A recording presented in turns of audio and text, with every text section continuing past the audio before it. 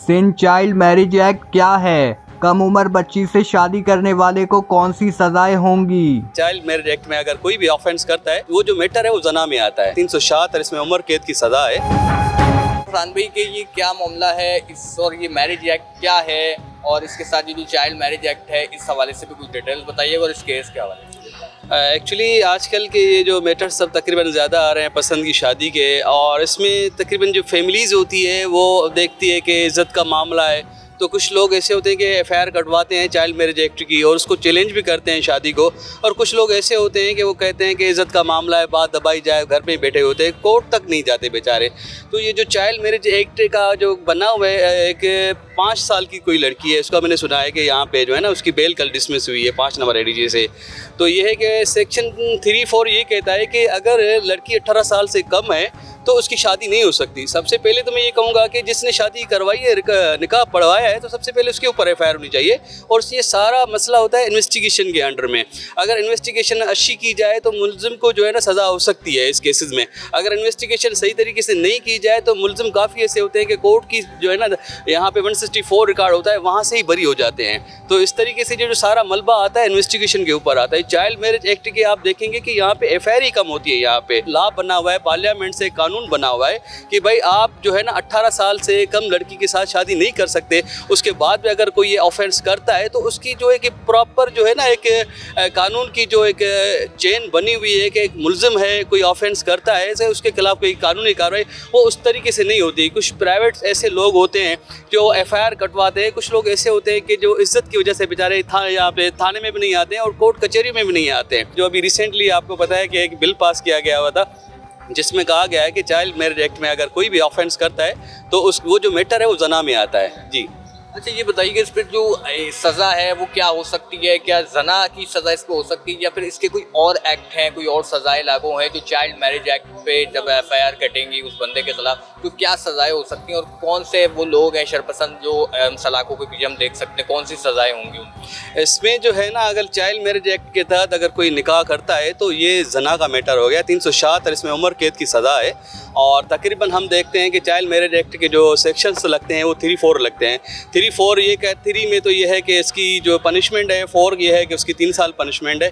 अगर ये मैटर अगर मेडिकल प्रॉपर हो, इसका लड़की का पता चल जाए कि भाई इसकी जना हुई है तो ये उम्र कैद का मसला है, उम्र कैद की इसमें सज़ा दी गई है। अभी जैसे ये केस जो अभी सामने आया वेस्ट की अदालत का, जिस तरह उसमें भी इस बात की निशानदेही हो गई कि शादी की 5 साल की तालबा जिसके ऊपर ये 13 साल बताई है 5वीं क्लास की। तो ये मुझे बताएं इस पर अभी क्या हो सकता है? जिस तरह अदालत ने एक फ़ैसला दिया, मुस्तरद कर दी, उसकी जो मनसूख कर दी जमानत, इसके बाद मुलजिम भी फ़रार हुआ, तो ऐसे के ख़िलाफ़ क्या होगा? क्या डबल सज़ाएँ होंगी कि अदालत से फ़रार होने की भी होगी इसमें कोई दफ़ा, या फिर इसके अलावा उसी एक्ट के तहत इसको जो है वो अंदर किया जाए? मेरे भाईजान ये जो केस है ना 376 का मैटर है, क्योंकि एक बच्ची है, उसकी उम्र ही नहीं है शादी की, और ज़बरदस्ती है कि उसने क्या किया होगा, कोई जाली निकाहनामा बनाया होगा या कोई ऐसा कोई जाली डॉक्यूमेंट्स बर्थ सर्टिफिकेट लेकर आया होगा कि भाई ये लड़की जो है ना इसकी एज इतनी है, 18 साल है। लेकिन ये होता है कि इसमें तकरीबन जो मैंने आपको बताया कि पार्टियाँ जो होती हैं, जो फैमिलीज़ होती हैं, वो इज़्ज़त के मामले में यहाँ पे आती ही नहीं है। वो बेचारे वहाँ पे कहते हैं कि अभी लड़की गई, शादी हो गई, बस बात ख़त्म। बताइएगा कि वो लोग जो डरते हैं थाने से, कोर्ट कचहरी से, ऐसे मामलात में उनके लिए क्या एडवाइस है, क्या मैसेज है? मैं उन फैमिलीज़ को ये मैसेज दूंगा कि अगर आपको यहाँ पे थानों में इंसाफ नहीं मिलता तो कोर्ट कचहरियाँ खुली हुई है, यहाँ पे इंसाफ सबको मिलता है। रिसेंटली एक वाक़या हुआ था कि एक बंदे ने किसी बहन के भाई को मर्डर किया हुआ था, वो यहाँ पे बेल करवाने आया था, तो बहन ने उसको आइडेंटिफाई किया हुआ था, जिसके बाद हमारे दोस्तों ने उसको उसके वकालतनामा दिया उसके केस में। उस मुलजिम की बेल लगी हुई थी, वो बेल डिसमिस कराई, अभी वो बंदा सलाखों के पीछे। तो मेरी उन फैमिलीज से तकरीब यही रिक्वेस्ट है कि आप अगर देखते हैं कि थाने में आपसे हज़ारों सवालात ऐसे किए जाते हैं कि बंदा इज़्ज़त वाला जो होता है वो कहता है कि यार अभी मैं इनके सवालों के जवाब दूँ, या मैं अपनी बच्ची को ढूंढूँ, या मैं अपनी बच्ची के इंसाफ के लिए मैं भागूँ। तो मैं इनसे यही दरख्वास्त करूँगा कि कोर्ट कचहरी यहाँ पे खुली हुई है, यहाँ पे आ जाएं।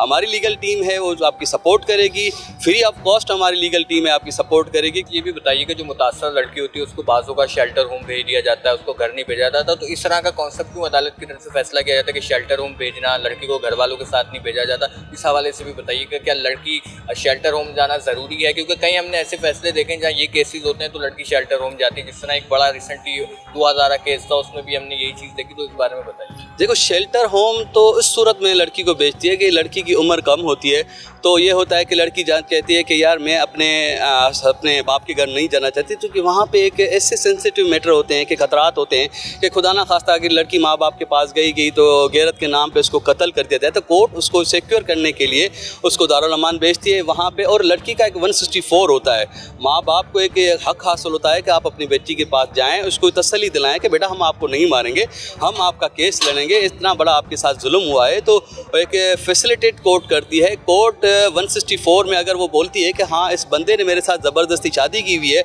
और इस बंदे ने इसको जना की हुई है, तो कोर्ट जो होती है वो प्रॉपर जो सेक्शंस होती है इन्वेस्टिगेशन ऑफिसर को डायरेक्शन देती है कि भाई ये इन्वेस्टिगेशन करें, कि कोर्ट 164 के तहत जो सेक्शन जो लगते हैं वो सेक्शन लगाती है। बाकी कोर्ट कभी भी नहीं चाहेगी कि अगर लड़की एक ज़बरदस्ती नहीं जाना चाहती उसको उसके साथ भेजे, कल को वो लड़की किसी को कत्ल के गैरत के नाम पे कत्ल कर दें तो कोर्ट के लिए भी एक बड़ा ब्लेंडर बन जाता है जी।